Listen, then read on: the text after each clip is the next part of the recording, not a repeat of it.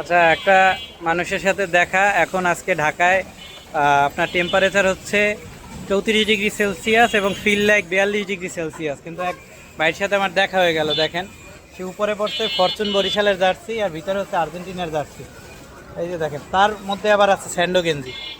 তো এই 42 ডিগ্রি সেলসিয়াসের মধ্যে এখন কিন্তু শীত না, কিন্তু সে পুরো শীতের প্রিপারেশন নিয়ে ঘুরতেছে। ভাই, কারণটা কি?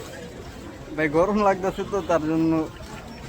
উত্তরটা শুনেন, গরম লাগে সেই জন্য সে 3টে জামা পরে রয়েছে, আর প্রত্যেকটা কিন্তু জার্সির কাপড়। দেখেন, এতে কিন্তু আরো বেশি ঘামাইতেছে, গরম লাগতেছে, পুষতেছে, কিন্তু তারপর ওইটা পড়ছে কেন, স্কিনটা যে না পড়ে, স্কিন তো অলরেডি পড়ছে অর্ধেক। এই যে দেখেন, হাতের আঙুল এক কালারের, এইটা এক কালারের, ঠিক আছে?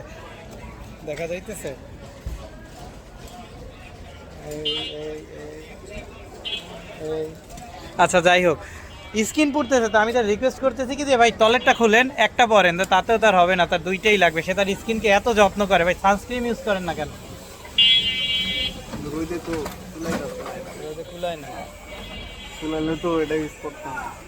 আচ্ছা, তাই বলে দুইটা তিনটা পড়তেছে তার স্কিন রক্ষা করার জন্য।